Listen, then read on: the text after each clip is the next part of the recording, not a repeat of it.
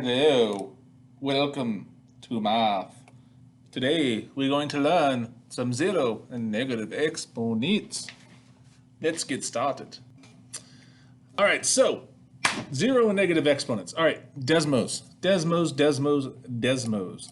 Okay, so if I was going to type this in here, 7 to the 0 power, 7 to the 0 power, what do I get? I get 1. Okay, so 7 to the 0 power is 1. What do you think 8 to the 0 power is? What do you think? Well, you got your guess yet? Yeah? It's 1. 8 to the 0 power is 1. Let's skip around. All right, what do you think negative 3 to the 0 power is? Take a guess. What do you think it's going to be? It's 1. Look at that. So anything to the power of 0 is 1. All these are 1. Any value raised to the 0 power is 1. All right, so you might be thinking to yourself, why? Why is anything raised to the 0 power 1? All right, so I did a quick explanation I wrote out here. So 2 to the 3rd power means 2 times 2 times 2. Right? 2 times 2 is 4, 4 times 2 is 8. Right? 2 to the 2nd power is 2 times 2, which is 4. 2 to the 1st power is just 2. So that just means 1, 2. So 2 to the 0 power is 1. But if you look at this pattern, look what's happening here. Each time it's getting divided by 2, right? 8 divided by 2 gives you 4. 4 divided by 2 gives you 2. 2 divided by 2 gives you 1. So as your exponents go down, it's being divided by whatever your base is, right? So if I had 1 and it's 2, now I have 0. Well, 2 divided by 2 is 1. There you go. Okay, so the key thing to remember though is anything raised to the 0 power is 1. And that goes along with our variables as well. So if I have x to the 0, still 1. Y to the 0, still 1. Z to the 0, still 1. Doesn't matter. Anything raised to the 0 power is 1. Okay, what can be kind of tricky with it is sometimes you have numbers in front of the variables, right? You have coefficients. Like these variables up here, these were all still just 1, right? And that's because the coefficient in front of it was still just 1. Right, this is 1x to the 0, 1y to the 0, 1z to the 0, so it's still 1. Right, 32 to the 0, that exponent is being applied to the 32. So that whole 32 to the 0 is 1. Right, 5x to the 0, 5x to the 0 is only applying to the x. The exponent's only on that x. It's not on the 5. So it's not on the 5. So 5x to the 0 equals 5 times 1, because that x to the 0 is changing to 1, and 5 times 1 will give us 5. If I had negative 4 to the 0, the exponent's only applying to the 4. It's not applying to the negative.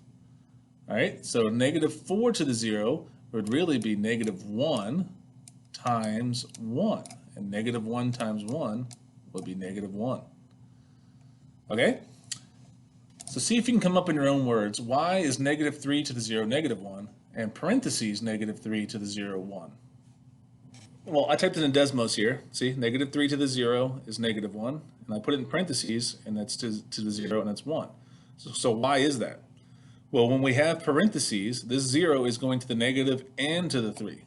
When there's no parentheses, that 0 is just going to the 3 and not the negative. It's kind of like how we tell you guys all the time to substitute in with parentheses, right? Like if I did negative 3 squared, that gives me negative 9. Where if I put that negative 3 in parentheses and do squared, it gives me a positive 9. Remember when we did substitution, I told you guys, hey, we always got to plug it in with parentheses. And this is the main reason why we see people get those parentheses questions wrong, right? Because we always want to plug in with parentheses so that 2 goes to both the whole negative 3. Otherwise, it just gets attached to that 3. The same thing applies to the 0. This 0 is only getting applied to the 3, not to the negative. So that's why that first one's negative 1, and this whole thing is 1, because the 0 is getting applied to both things on the inside. All right, so put that in your own words there, however you want to put it. Okay? All right, so let's evaluate the following. 3x to 0. Well, 0 to x, that makes that go away, so this would be 3, because it would really be 3 times 1. Okay, so 2 to the 0, that would make that 2, 1. But I still have that negative and I still have that y. So it'd be negative y or negative 1y. This whole thing is being to the 0 power, so that would be 1. All right, this 3x, all this 3x is being raised to the 0 power, so that would be 1. But we have the negative on the outside, so that would be negative 1. All right? On this one, this whole thing, this whole parentheses is being to the 0 power. So all this is going to get changed to 1, right? But I still have that yz, so I still have yz. All right, -8. Oh, say that 8 is going to change to a 1. So really that's -1. So that'd be negative xyz. All right, what do you think 0 to the 0 power is? Pause the video. Let's see what you think. All right, so anything raised to the 0 power is 1. All right, and we'll talk about this one in class. All right, so let's keep going on. All right, so let's do this next thing. All right, and this next thing has to deal with negative exponents. Okay, so 2 to the 3rd power is 2 times 2 times 2. All right, and that'd be 2 over the 3rd over 1. It's the exponential form, which gives us 8, because 2 times 2 times 2 gives us 8. All right, 2 to the 2nd power would be 2 times 2, or 2 squared over 1, which will give us 4. 2 to the 1st power is just 2, or 2 over 1, which is 2. 2 to the 0, well, that means it's 1, right? We talked about that. 2 to the -1. All right, so 2 to the -1.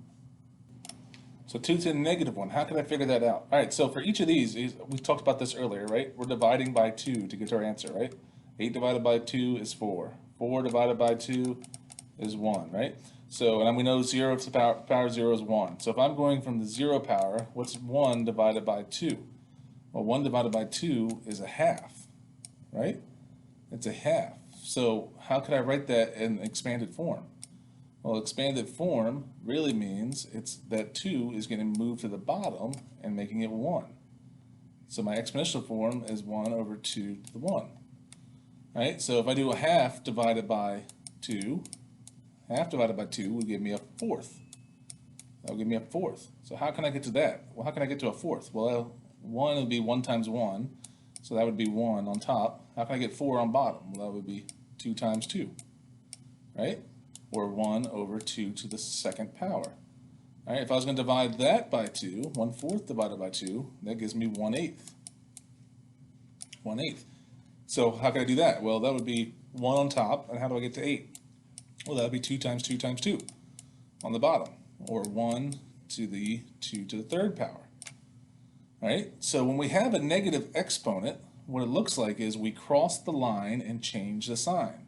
Because really, if this 2 over negative, 2 to -2 is really over 1, they just don't write that.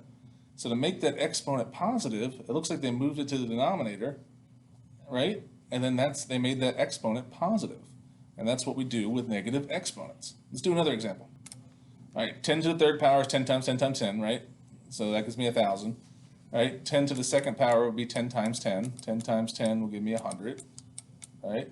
Or that would be 10 squared over 1. 10 to the 1st power is 10, or 10 to the 1st over 1, and that would be 10. 10 to the 0, we talked about that, that's 1, right? So what's happening? Each one is being divided by 10, not plus 10, divided by 10, right? Divided by 10. So what's 1 divided by 10? Well, that is 0.1, or 1/10, right? So how can I do that? Well, that means this one would be 1 over 10, or 1 over 10 to the 1st power. All right, what's 1/10 divided by 10? Well, that would be 1 over 100.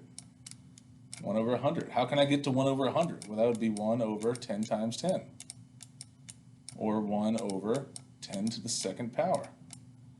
All right, so you get it? So when you have a negative exponent, it's crossing the line and changing the sign. So it crosses the fraction bar and changes the sign. So if I had 4 to the -2, that means I have to make that 1 over 4 times 4, right? Which makes it 1 over 4 squared, which is the same thing as 1 over 16. So it'd be 1/16.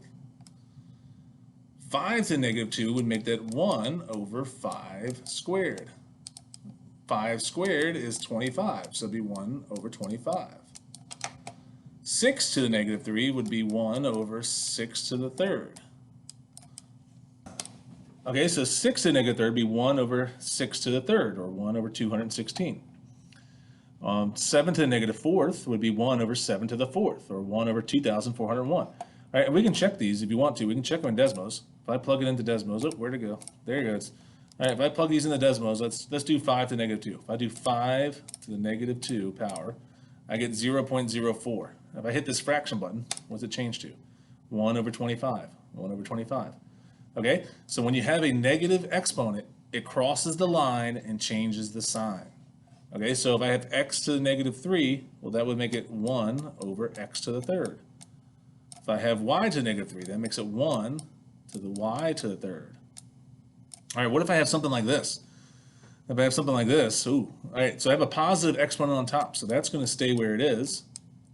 All right, and then I have y to the negative 2. Well, that's got to cross the line and change the sign. So that's going to go to the top now and make it a positive.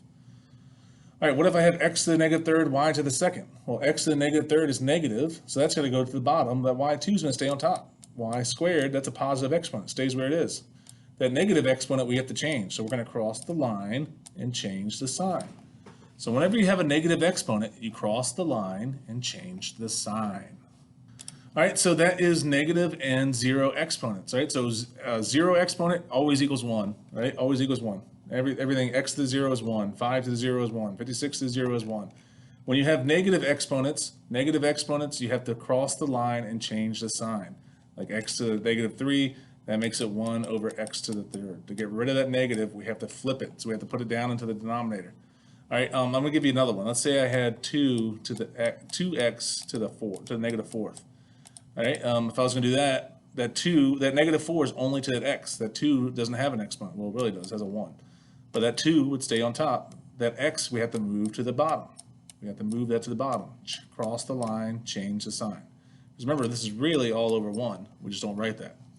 All right, so whenever you have a negative exponent, to get rid of that negative exponent, we have to move it in the fraction. If it's in the numerator, we move it to the denominator. If it's in the denominator, we move it to the numerator. And it makes it a positive exponent. All right, if you ever have any questions, please ask your teacher. I'll catch you next time.